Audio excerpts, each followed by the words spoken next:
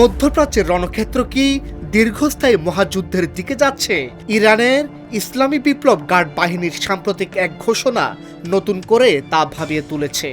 আইআরজিসির মুখপাত্র আলী মোহাম্মদ নাইনি স্পষ্ট জানিয়েছেন, ইরান তার বর্তমান শক্তিতে যুক্তরাষ্ট্র ও ইসরায়েলের বিরুদ্ধে টানা 6 মাস তীব্র যুদ্ধ চালিয়ে যাওয়ার সক্ষমতা রাখে। কিন্তু এই ঘোষণার পেছনে আসল রহস্যটা কি? নাইনি জানান, ইরান এখন পর্যন্ত তাদের কেবল প্রথম এবং দ্বিতীয় প্রজন্মের ক্ষেপণাস্ত্রগুলো ব্যবহার করেছে। অর্থাৎ ইরানের ভান্ডারে থাকা আসল মারণাস্ত্রগুলো এখনও যুদ্ধের ময়দানে নামানোই হয়নি। নাইনি হুঁশিয়ারি দিয়েছেন যে সামনের দিনগুলোতে ইরান তাদের সবচেয়ে উন্নত এবং কম ব্যবহৃত দূরপাল্লার ক্ষেপণাস্ত্র ব্যবহার করতে যাচ্ছে। সামরিক বিশ্লেষকদের মতে এই উন্নত ক্ষেপণাস্ত্রগুলো ইসরায়েল এবং মধ্যপ্রাচ্যে থাকা মার্কিন ঘাঁটিগুলোর জন্য এক বিশাল হুমকি হয়ে দাঁড়াতে পারে।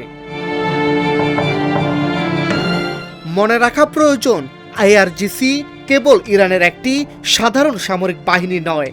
গোয়েন্দা কর্মকাণ্ড থেকে শুরু করে রাজনীতি, শিক্ষা এবং অর্থনীতি সবখানে এ সংস্থার রয়েছে ব্যাপক প্রভাব। আর এই প্রভাবই ইরানকে দীর্ঘ সময় যুদ্ধ চালিয়ে যাওয়ার রসদ যোগাচ্ছে।